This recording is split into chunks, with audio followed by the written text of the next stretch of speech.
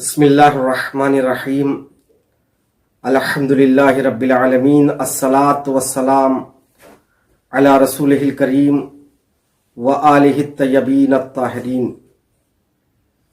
ناظرین محترم، سب سے پہلے آپ تمام حضرات کی خدمت پربرکت میں شہادت امام موسیٰ بن جعفر علیہ السلام کی مناسبت سے تعزیت و تسلیت پیش کرتا ہوں۔ چند باتیں اس امام عالی ہمام سے متعلق آپ حضرات کی خدمت میں پیش کرنا چاہتا ہوں، کیونکہ ہمارے جوانوں کو اور ہمارے بچوں کو چاہیے کہ وہ اپنے اماموں سے متعلق معلومات کو حاصل کریں۔ شہادت کا دن ہے، لہذا اس فرصت کو غنیمت جانتے ہوئے ساتویں امام علیہ السلام سے متعلق تاریخی پس منظر میں کچھ واقعات، کچھ باتیں عرض کرنا چاہتا ہوں۔ امام موسیٰ بن جعفر علیہ السلام ہم شیعوں کے ساتویں امام ہیں۔ والد محترم چھٹے امام امام جعفر الصادق علیہ السلام ہیں، اور آپ کی ماں حمیدہ خاتون اور آپ کی اہلیہ یعنی آپ کی زوجہ کا نام نجمہ ہے، جو آٹھویں امام کی ماں ہیں۔ عزیزان محترم، امام کا مشہور لقب کاظم ہے، اسی لیے آپ کو موسیٰ کاظم کہتے ہیں، اور باب الحوائج کے نام سے بھی آپ شہرت رکھتے ہیں، اور آپ کی کنیت ابو ابراہیم اور ابو الحسن ہے۔ عزیزان محترم، امام کی ولادت مدینہ منورہ کے اطراف میں ایک گاؤں ہے، اس گاؤں میں آپ کی ولادت ہوتی ہے، مقام ابوا میں، جو مدینے ہی کے اطراف میں ہے۔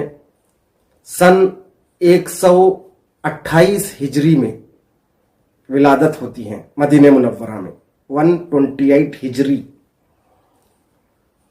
اور تاریخ ہے 7 صفر۔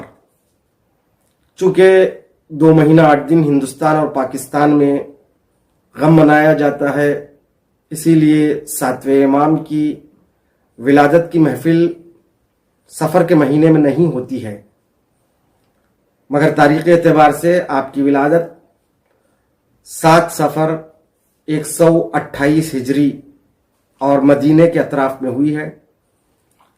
جب امام 20 سال کے ہوئے، یعنی سن 148 ہجری 148، اس وقت آپ کے والد ماجد امام جعفر الصادق علیہ السلام کی شہادت ہوتی ہے مدینے میں، اور امام کی قبر یعنی امام ششم چھٹے امام کی قبر مدینے میں بقیع میں موجود ہے۔ عزیزان محترم، 20 سال کی عمر میں آپ منصب امامت پر فائز ہوتے ہیں۔ میں اکثر کئی مرتبہ اس بات کی تکرار کر چکا ہوں، امام پیدائشی طور پر امام ہوتا ہے، مگر جب ایک امام ہوتا ہے تو اس وقت تک دوسرے امام کی ذمہ داری بطور امامت شروع نہیں ہوتی ہے۔ ایک امام کے شہادت کے بعد دوسرا امام منصب امامت پر فائز ہوتا ہے۔ اسی طرح جب تک امام جعفر الصادق علیہ السلام زندہ تھے وہ امام تھے، جب امام جعفر الصادق علیہ السلام اس دنیا سے چل بس سے شہید ہو گئے، اس وقت 20 سال کی عمر میں امام موسیٰ کاظم علیہ السلام منصب امامت پر فائز ہوتے ہیں، اور مدت امامت یعنی بطور امام ساتویں امام ہمارے 148 ہجری سے تقریباً 148 سے لے کر 35 سال یا 38 سال دونوں روایتیں ہیں، 35 سال یا 38 سال آپ منصب امامت پر فائز ہوتے ہیں، کیونکہ 148 سے 158 158 168 178 178 اور 178 183 یا 185 دونوں روایتیں ہیں امام کی شہادت کی۔ اس سے آپ عمر مبارک کا اندازہ لگا سکتے ہیں۔ 35 سال مدت امامت، 20 سال امامت سے پہلے، یعنی کل ملا کر 55 سال یا 58 سال، 55 ایئرس یا 58 ایئرس یہ مولا کی کل مدت حیات ہے۔ اپنے زمانہ امامت میں مولا نے تقریباً 4 خلفائے بنی عباس کے دور کو دیکھا۔ چھٹے امام کے زمانے میں، ان کے زمانے امامت میں بنی امیہ کا خاتمہ ہو چکا تھا۔ بنی امیہ کا آخری خلیفہ، آخری بادشاہ وہ ہے مروان حمار۔ اس کے ساتھ ہی بنی امیہ کی حکومت ختم ہو گئی۔ بنی امیہ کی حکومت ختم ہو کر بنی عباس کی حکومت برسر اقتدار آتی ہے، اور بنی عباس کی حکومت اس بات کو لے کر برسر اقتدار آتی ہے کہ امام حسین کے خون کا بدلہ لینا ہے اور حق کو، یعنی حق کے خلافت کو حقدار کے حوالے کرنا ہے۔ مگر جب خلیفہ ہو گئے، حق کو حقدار کے حوالے نہیں کیا اور امام حسین کے خون کا کوئی بدلہ بھی نہیں لیا۔ صرف ایک نعرہ تھا حکومت حاصل کرنے کے لیے۔ بنی عباس کا پہلا خلیفہ ابو العباس صفاح تھا۔ اس کے مرنے کے بعد اس کا بھائی منصور دوانقی، یہ دوسرا خلیفہ بنی عباس کا، جو امام ہفتم کے زمانے میں تھا، یہ بہت 20-22 سال تقریباً اس نے خلافت کی ہے، اور امام ہفتم نے اس کے خلافت کے دور کو 10 سال دیکھا ہے۔ پہلا خلیفہ اپنے عصر امامت میں جو امام ہفتم، حضرت باب الحوائج امام موسیٰ بن جعفر علیہ السلام نے دیکھا ہے، وہ منصور دوانقی کو دیکھا ہے۔ منصور دوانقی ایک ظالم بادشاہ تھا، ایک ظالم خلیفہ تھا۔ صرف اہل بیت کے چاہنے والوں ہی کو نہیں، بلکہ جو بھی اس کی حکومت کے خلاف کچھ کہتا تھا اس کو سزا دیتا تھا، اس کا قتل عام کرتا تھا۔ شیعہ نہیں بلکہ اہل سنت کو بھی اس نے مارا ہے، ظلم ڈھایا ہے، ان پر قتل عام کیا ہے۔ اہل سنت کا مشہور امام ابو حنیفہ، امام ابو حنیفہ نے عبداللہ محض، جنہوں نے قیام کیا تھا حکومت کے خلاف، اس قیام کی تائید کی تھی کس نے؟ ابو حنیفہ نے۔ اس کی بنیاد پر ابو حنیفہ کو بازار میں کوڑے لگوایا اور زندانی کیا، قید میں ڈال دیا، خود اہل سنت کے امام کو۔ عزیزان محترم، جب 20 سال کے ہوئے اس وقت امام ہفتم، امام کاظم علیہ السلام مدینے میں تھے۔ باپ کی شہادت کے بعد اپنے بابا کے راستے پر چلتے ہوئے مسجد نبوی میں مسند تدریس پر بیٹھ کر اپنے شاگردوں کو صحیح اسلام کا درس دیتے رہے، عقائد بتاتے رہے، احکام بتاتے رہے۔ شاگردوں کی تعلیم و تربیت آپ نے کی ہے، اور اس زمانے میں 20 سال کی عمر میں اتنی مشہور ہو گئے، پورے عالم عرب پر، پورے عالم اسلام میں امام کاظم کا ڈنکا بجتا تھا، اور ہر ایک کی زبان پر یہی بات تھی، امام کاظم جیسا کوئی عالم عرب نہیں، بلکہ کائنات میں کوئی اتنا بڑا عالم نہیں ہے، کوئی ان سے بڑا کوئی زاہد نہیں ہے، اور ان سے بڑا کوئی عابد نہیں۔ یہ صرف شیعوں کی کتابوں میں نہیں بلکہ اہل سنت کی معتبر کتابوں میں، حتیٰ ابن حجر حیثمی نے بھی اپنی کتاب الصواعق المحرقہ، دراصل یہ کتاب شیعوں کی مخالفت میں لکھی گئی تھی۔ اس کتاب میں خود اس صاحب کتاب نے، یعنی ابن حجر نے، یہ اعتراف کیا کہ 20 سال کی عمر میں اس زمانے میں امام کاظم علیہ الصلوۃ والسلام سے بڑا کوئی عابد نہیں تھا. فضل و کرم میں، علم و تقوی میں، زہد و عبادت میں کوئی ان کا ثانی نہیں تھا، کوئی نظیر نہیں تھا. اس بات کا اعتراف خود ابن حجر ہیثمی نے الصواعق المحرقہ میں کیا ہے. اور بھی متعدد علماء نے اپنی اپنی کتابوں میں امام کے فضل و کرم اور جود و سخا، علم و تقوی سے متعلق کافی چیزیں لکھی ہیں. 20 سال کی عمر میں آپ کی تدریس کی شہرت ہوئی، آپ کے بے حساب شاگرد تھے. اب منصور دوانقی جو بغداد میں تھا، اس کو یہ خوف ہونے لگا کہ کہیں ایسا نہ ہو کہ حکومت دوبارہ آل محمد کے ہاتھوں میں چلی جائے. لہذا جو مدینے کا گورنر تھا، محمد ابن سلیمان اس کا نام تھا، محمد ابن سلیمان کو اس نے خط لکھ کے یہ پوچھا ہے، ذرا یہ بتاؤ جب جعفر الصادق علیہ الصلوۃ والسلام جب اس دنیا سے رحلت فرمائے، اس وقت انہوں نے کس کے نام وصیت کی ہے؟ کیونکہ جس کے نام وہ وصیت کریں گے وہی ان کے بعد 7واں امام ہوگا شیعوں کا. لہذا جس کے بھی نام امام کی وصیت ہوگی اس کی گردن کاٹ دی جائے، اس کا گلا کاٹ دیا جائے، اس کو ختم کر دیا جائے. محمد ابن سلیمان نے مدینے میں دریافت کیا کہ چھٹے امام نے کس کے نام وصیت کی ہے. یہ ایسا ہونے والا ہے. علم امامت کی بنیاد پر یقیناً یہ بات امام جعفر الصادق علیہ الصلوۃ والسلام جانتے تھے. لہذا امام جعفر الصادق علیہ الصلوۃ والسلام نے تنہا اپنے بیٹے امام کاظم کے نام وصیت نہیں کی، بلکہ 4 افراد کے نام وصیت کی ہے. ایک وصیت نامہ خود منصور دوانقی کے لیے کیا، دوسرا وصیت نامہ جو مدینے کا گورنر تھا محمد ابن سلیمان اس کے نام کیا، تیسرا وصیت نامہ اپنی اہلیہ یعنی 7ویں امام کی ماں جناب حمیدہ خاتون کے نام کیا، اور چوتھا وصیت نامہ جو تھا وہ خود امام ہفتم امام کاظم علیہ الصلوۃ والسلام کے نام تھا. محمد ابن سلیمان نے بغداد یہ کہلوایا، منصور تک یہ خبر پہنچائی کہ تو نے تو کہا تھا جس کے نام وصیت نامہ ہوگا اس کا سر قلم کر دیا جائے. یہاں تو چھٹے امام نے 4 کے نام وصیت کی ہے، اب بتا تو کس کا سر قلم کروانا چاہتا ہے. منصور دوانقی نے دیکھا کہ اس کا خود اپنا نام بھی ہے، گورنر کا نام بھی ہے. اس نے کہا خاموش ہو جاؤ. خاموش ہو گیا. وہ یہ چاہ رہا تھا کہ ایک کے نام وصیت ہوگی اور جس کے نام وصیت ہوگی وہ امام ہوگا، اس کو قتل کر دیا جائے. مگر چھٹے امام نے 4 کے نام وصیت کی ہے.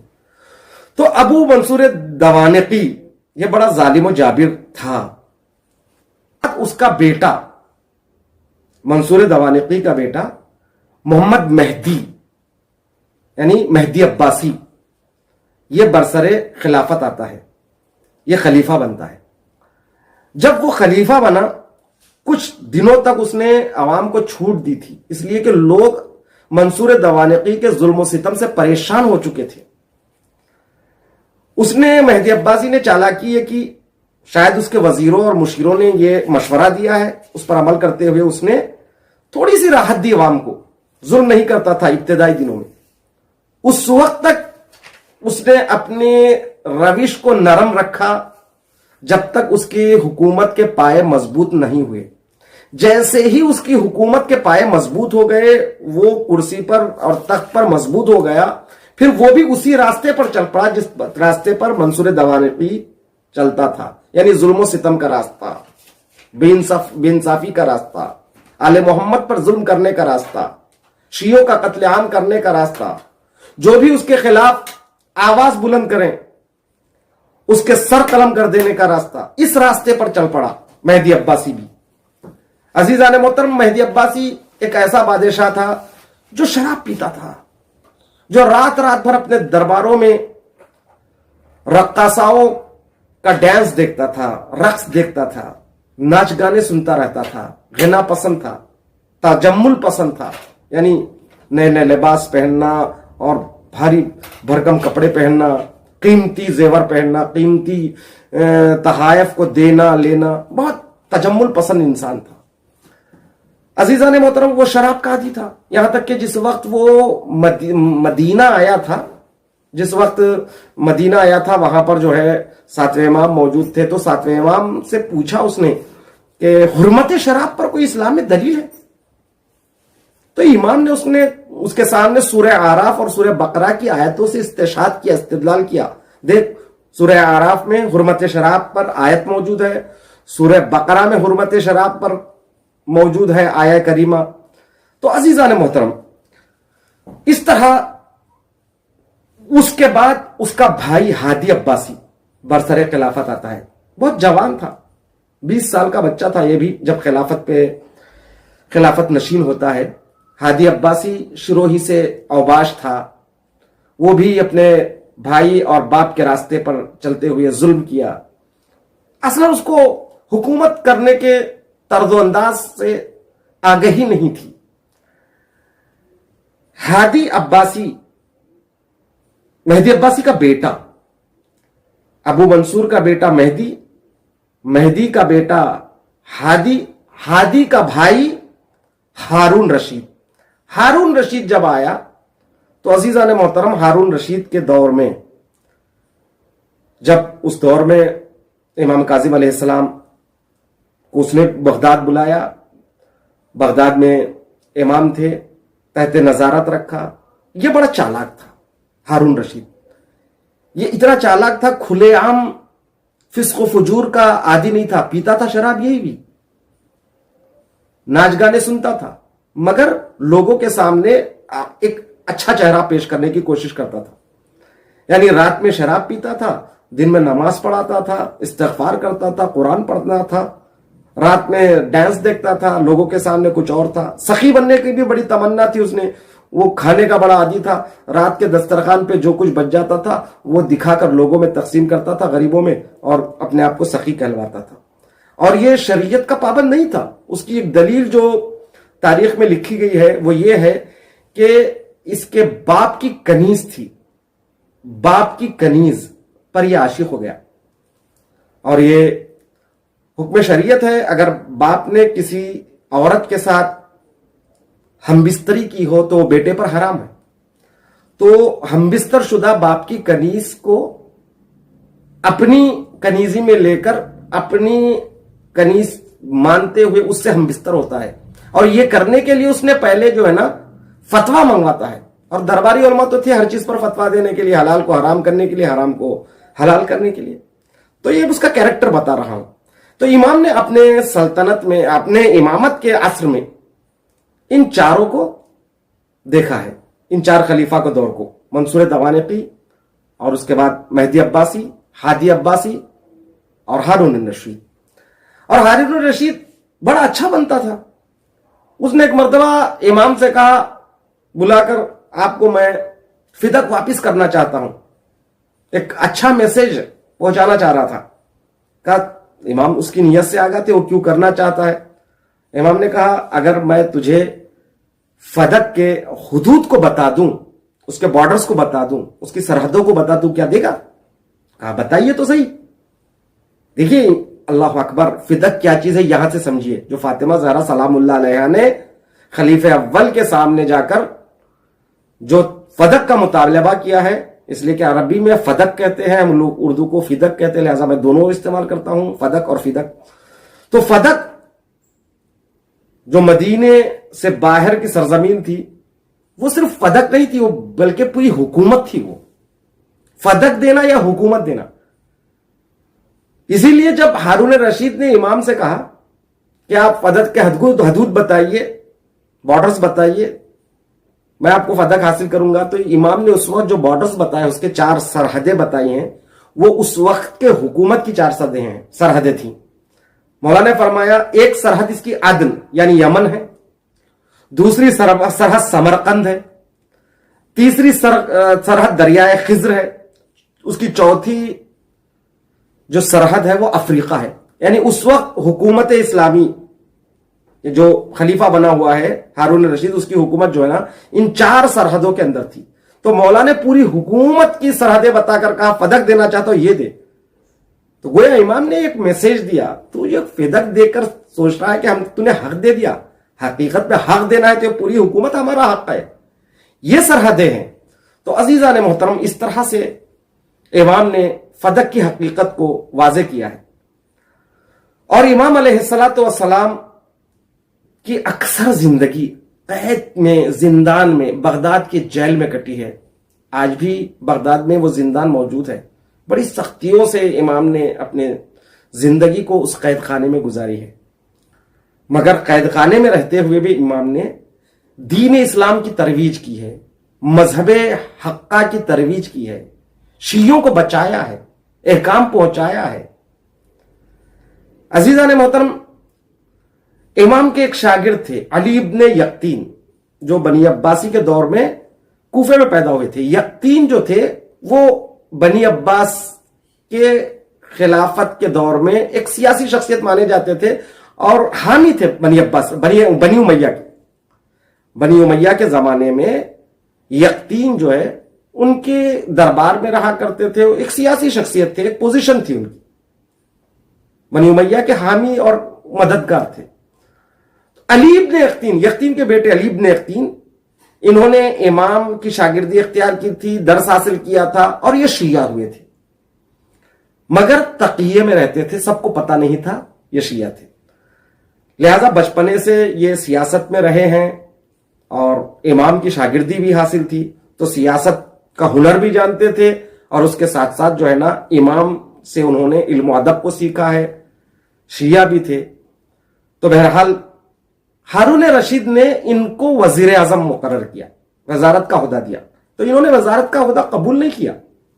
پہلے وہ امام کے پاس آتے ہیں، امام ہفتم کے پاس، امام کاظم علیہ الصلوۃ والسلام کے پاس آ کر کہتے ہیں آقا خلافت تو آپ کا حق ہے مگر یہ آپ سے چھین لیا گیا. اب یہ ہارون رشید جو غاصب خلیفہ ہے یہ مجھے اپنی حکومت کا وزیر اعظم بنانا چاہتا ہے. آپ کیا کہتے ہیں؟ آپ کا کیا خیال ہے؟ آپ کا کیا حکم ہے؟ تو امام نے علی ابن یقطین کو کہا کہ میرا حکم ہے تو خلیفہ بن، تو وزیر اعظم بن اس خلافت کے دور میں. لیکن یاد رکھ، خلیفہ بننے کے بعد یعنی وزیر اعظم بننے کے بعد ہمارے شیعوں کا خیال رکھنا. تیرے دربار میں شکایتیں لے کر میرے شیعہ، ہم اہل بیت کے شیعہ آئیں گے تو ان کی عزت و تکریم کرنا، ان کے ساتھ عدالت سے کام لینا اور حکومت کے پیسے سے شیعوں کو حج پر بھیجنا. اگر تم ان چیزوں کو انجام دیں گے تو میں 4 چیزوں کی گارنٹی لیتا ہوں. امام نے 4 چیزوں کی گارنٹی لی. اللہ اکبر! امام کو کتنی فکر تھی اپنے شیعوں کی. کہا 4 چیزیں یہ ہے، تجھے کوئی بھی دشمن اے علی ابن یقطین قتل نہیں کرے گا اور تمہیں کوئی بھی اپنے منصب سے سبکدوش نہیں کر سکے گا اور کبھی تم تنگ دست نہیں رہو گے، کبھی تنگ دست نہیں رہو گے. ہمیشہ آپ کے ہاتھوں پر پیسہ رہے گا، عزت و تکریم رہے گی.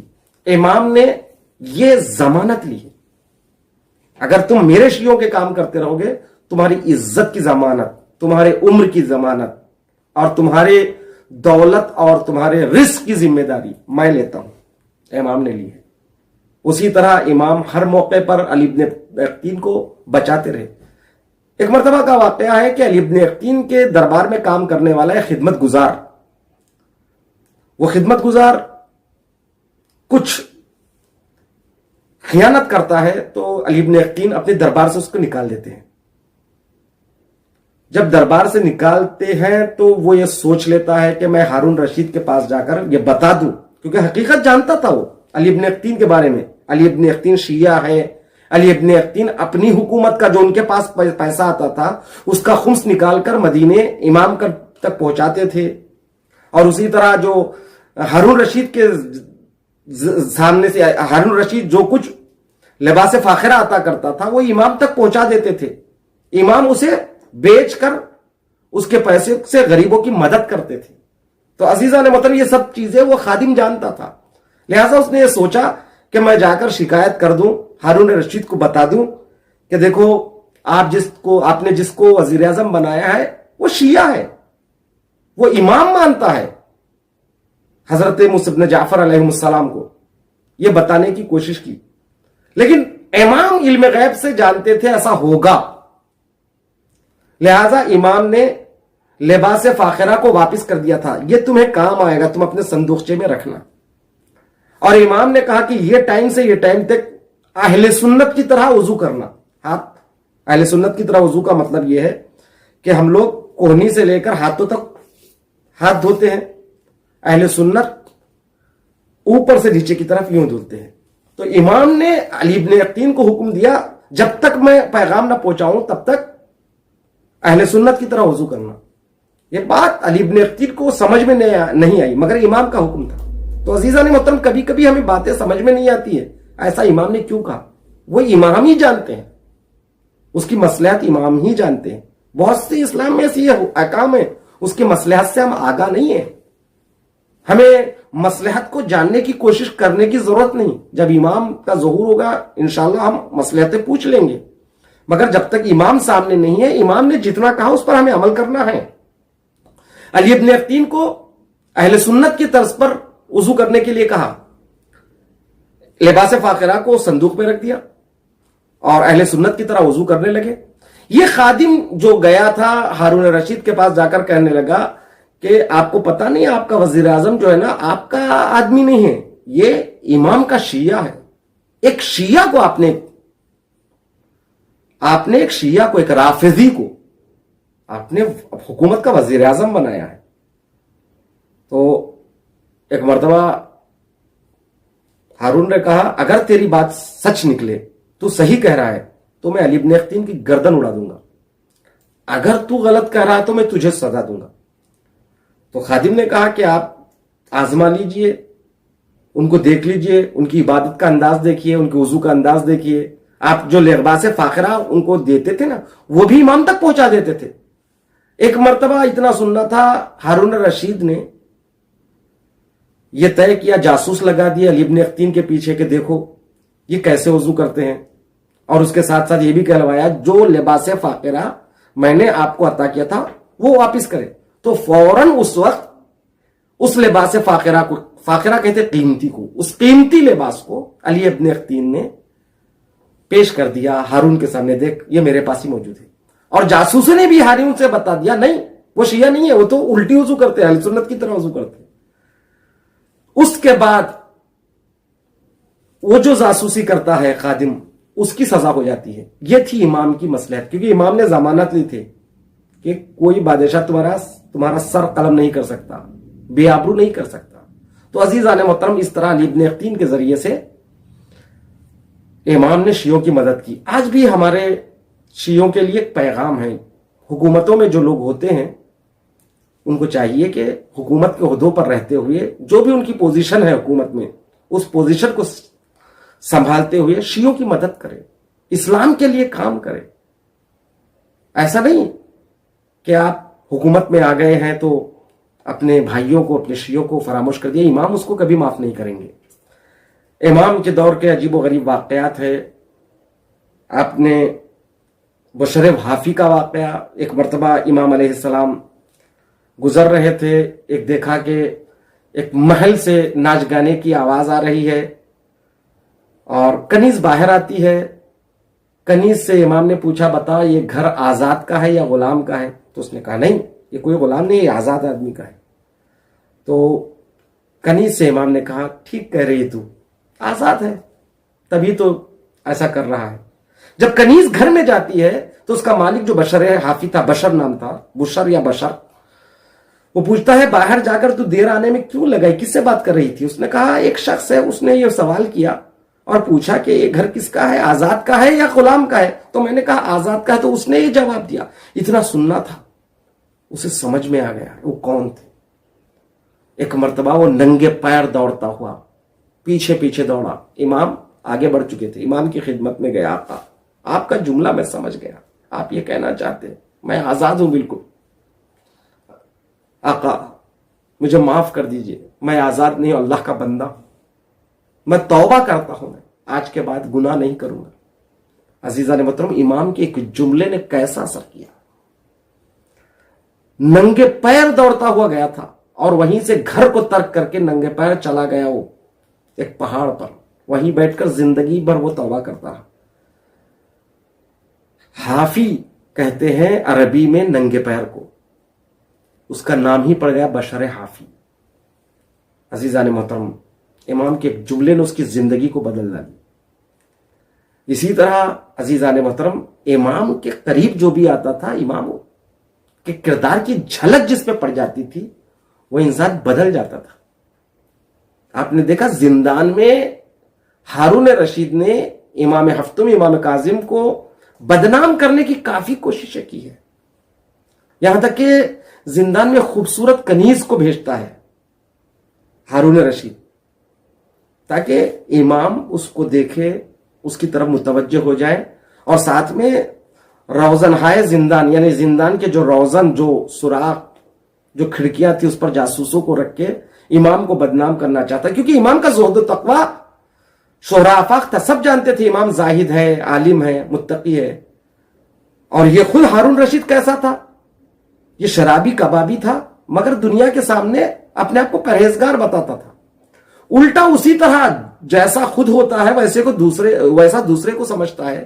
یہ چاہتا تھا امام کے کردار کے دامن کردار پر دامن کردار کو داغدار کرے اور یہ خبر عام کر دے. ارے امام کا زہد و تقوی صرف مشہور ہے, وہ تو زندان میں ایک نوجوان خوبصورت کنیز کے ساتھ اس طرح کر رہے تھے. ایسی باتیں مشہور کر کے بدنام کرنے کی اس نے کوشش کی عزیزان محترم. مگر اللہ اکبر, وہ کنیز, وہ جو فاحشہ کنیز تھی, جو غلط کام کرتی تھی, وہ جب زندان میں آئی تو اس نے دیکھا امام کا سر سجدے سے نہیں اٹھ رہا ہے. سبوحن قدوسن کی صدائیں بلند ہے.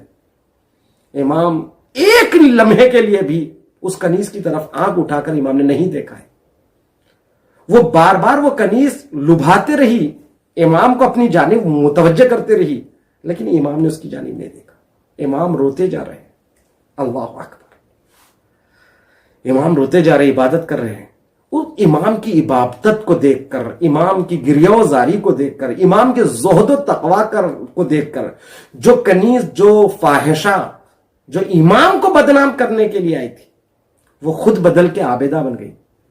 اب جو دیکھا گیا, جو یہ دیکھنا چاہتے تھے کہ امام اس کنیز کے ساتھ کیا کر رہے ہیں, جو گواہی کے لیے افراد کو لایا گیا وہ تو کسی اور چیز کے گواہ بن گئے. کیا دیکھا؟ آگے امام نماز پڑھا رہے ہیں, پیچھے وہ عابدہ زاہدہ باقاعدہ طور پر حجاب کر کے امام کے پیچھے نماز پڑھ رہی ہے.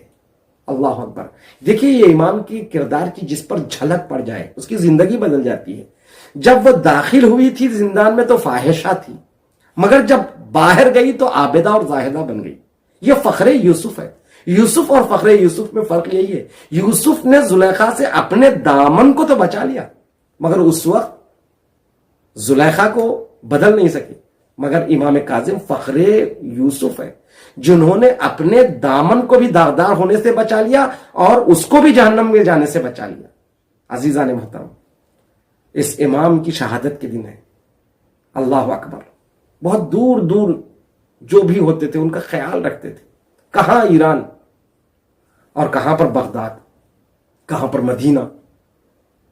اس لیے کہ آپ انشاءاللہ پروردگار عالم ہم سب کو بار بار حج و زیارات کرنے کا شرف عطا فرمائیں. جب آپ ایران جائیں گے تو جب آپ مشہد جاتے ہیں تو قافلے آپ کو مشہد سے مقامی زیارات کے لیے لے جاتے ہیں. نیشابور میں جب جاتے ہیں تو وہاں ایک قبر ہے جو آپ بڑی گنبد بنا دی گئی ہے, بی بی شتیتا. بی بی شتیتا کا واقعہ بھی مختصراً پیش کر دوں. یہ بی بی شتیتا کون تھی؟ 7ویں امام کے دور میں وہاں کے شیعہ, جو نیشاپور کے شیعہ تقریباً 30,000 درہم 50,000 دینار یا اس کے برعکس جمع کر کے اور تقریباً کئی 100-700 سوالات کو جمع کر کے امام کے خدمت میں خمس دینے کے لیے ایک آدمی کو معین کرتے ہیں. علی ابن محمد ان کا نام تھا, علی ابن محمد نیشابوری. تو اس وقت یہ ایک بڑھیا تھی زاہدہ عابدہ. وہ بڑھیا جو ہے نا 1 درہم لے کر آتی ہے علی ابن محمد کی خدمت میں اور چھوٹا سا کپڑا لے کر, کہتی ہے اس کے ہاتھوں کا بنا ہوا کپڑا. امام نے کہتی ہے علی ابن محمد نیشابوری کو, یہ میرے طرف سے خمس ہے, یہ امام کو جا کر دینا اور ایک کپڑا دینا. اللہ اکبر. جب وہ علی ابن محمد نیشابوری جب امام کی خدمت میں جاتے ہیں تو امام اس ایک درہم کو لیتے ہیں بڑی عزت و تکریم سے، جسے علی ابن محمد نیشاپوری اس سے قبول کرتے ہوئے کترا رہا تھا، ایک درہم بھی کوئی چیز ہے، اور ایک کپڑا کیا دے رہی ہے؟ اس کپڑے کو لے کر کہتے ہیں کہ میں اس کو اپنے کفن میں رکھ لوں گا، کیونکہ امام نیت کو دیکھتے ہیں، کسی کے پیسے کی کثرت کو نہیں دیکھتے۔ اللہ اکبر۔ اسی لیے مولا کائنات نے نہج البلاغہ میں فرمایا، وہ کثیر کہاں جو بارگاہ الہی میں قبول نہ ہو، اور وہ قلیل، وہ کم کہاں رہا جس کو پروردگار عالم قبول کر رہے۔ وہ عظیم ہے جس کو خدا نے اور اہل بیت نے قبول کر لیا، اور وہ کثیر بیکار ہے جس کو اہل بیت نے رد کر دیا، خدا نے رد کر دیا۔ اور اس کے بعد بی بی شتیتا کا بڑا طویل واقعہ ہے کہ علی ابن محمد نیشابوری سے کہا کہ کہو میں آؤں گا، اور بی بی شتیتا اتنی دنوں بعد اس دنیا سے جائے گی تو امام نماز جنازہ میں پڑھاؤں گا۔ تو عزیزان محترم، وہ جو علی ابن محمد نیشابوری جو بی بی شتیتا سے کتراتا تھا، وہ جب واپس آیا تو پوری کائنات کھڑے ہو کر علی ابن محمد نیشابوری کا استقبال کر رہی تھی، اور علی ابن محمد نیشابوری اس پورے نیشابور کے لوگوں میں اس بی بی شتیتا کو تلاش کر رہے تھے۔ امام کے پاس جانے کے بعد عظمت معلوم ہوئی ہے بی بی شتیتا کون تھی۔ تو عزیزان محترم، یہ امام ہے، اور اسی طرح کے امام کے زمانے کے معجزات بہت ہیں۔ امام کا مشہور لقب ہے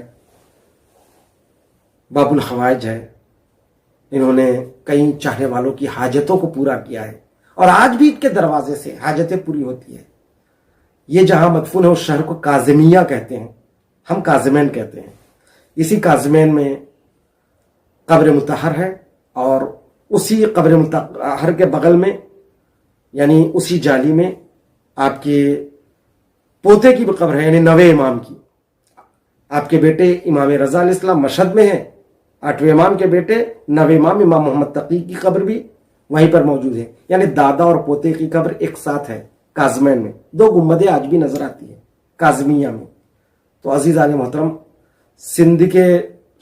سندھی ملون نے آپ کو زہر دے کر ہارون کے دور میں، ہارون کے ذریعے آپ کو شہید کر دیا ہے۔ تو ہمارے لیے بہت سی باتیں ہیں جو میں چھوڑ رہا ہوں۔ امام کے مختصر حالات یہی ہے کہ عزیزان محترم، امام کی معرفت ضروری ہے۔ جس طرح بی بی شتیتا کا میں نے واقعہ بیان کیا، وہ عارفہ امام تھی۔ امام کی معرفت حاصل کرنا، امام کی معرفت کا مطلب یہ ہے کہ امام کو امام ماننا۔ اللہ نے ان کو ہمارے لیے رہبر اور امام قرار دیا، یہ ہمارے لیے واجب الاطاعت ہے، یہ جو کہے اس پر عمل کرنا ہے۔ یہ صرف دل میں، یہ صرف زبان پر ادا کرنے کا نام نہیں، بلکہ دل میں گرا ڈال لینا، یعنی یہ عقیدہ اپنے دل میں قائم کر لینا کہ یہ میرا امام ہے، اور معرفت یہ ہے کہ یہ میرے لیے واجب الاطاعت ہے، یہ جو کہے وہ کرنا ہے، اسی کو معرفت کہتے ہیں۔ عارف وہی ہوتا ہے جو امام کے کہے وہ پر عمل کرتا ہے۔ عالم جاننے والا ہوتا ہے، عارف عمل کرنے والا ہوتا ہے۔ لہذا عارف کبھی بے عمل نہیں ہوتا۔ آپ نے عالم بے عمل سنا ہوگا، لیکن عارف بے عمل کبھی نہیں سنا ہوگا۔ اس لیے عارف بننے کی ضرورت ہے، معرفت حاصل کرنے کی ضرورت ہے۔ لہذا امام علیہ السلام کی شہادت کی تاریخ ہے۔ پھر دوبارہ میں آپ تمام حضرات کی جانب سے نمائندگی کرتے ہوئے خدمت آغا امام زمانہ جل اللہ تعالیٰ فرجہ شریف میں تسلیت اور تعزیت پیش کرتا ہوں، اور آپ تمام حضرات کی خدمت میں بھی تسلیت و تعزیت پیش کرتا ہوں۔ عزیزان محترم، امام کی اس سوانح عمری سے ہمیں بہت کچھ سیکھنے کے لیے موجود ہے، اور امام علیہ السلام کے واقعات کو اپنے گھر والوں کو بتائے، اپنے بچوں کو بتائے، امام کی زندگی نامہ کو بتائے، اور امام کا ماتم کرے، اس لیے کہ یہ وہ غریب امام ہیں جو زندان میں زہر دلا کر ہارون رشید نے شہید کر دیا، اور آپ کے جنازے کو جسر بغداد کے پل پر لے جا کر رکھ دیا گیا تھا۔ بڑی مظلومیت سے امام کا جنازہ بغداد کے جسر سے، یعنی بغداد کے اس پل سے اٹھایا گیا ہے۔ لیکن ایک جملے کے ساتھ میں اپنی بات کو تمام کروں۔ اے امام، آپ کی زندگی قید خانے میں گزری، آپ کے مرنے کے بعد آپ کے جنازے کو پل پر رکھ دیا گیا، اور یہ اعلان کر رہا تھا کہ رافضیوں کا امام ہے، مگر آپ کا جنازہ تو اٹھا، مگر آپ کے جد مظلوم حسین کا جنازہ نہ اٹھ سکا۔ کوئی نہ تھا اٹھاتا جو لاشا حسین کا، اتنا غریب ہو گیا کنبہ حسین کا۔ والسلام ورحمۃ اللہ وبرکاتہ۔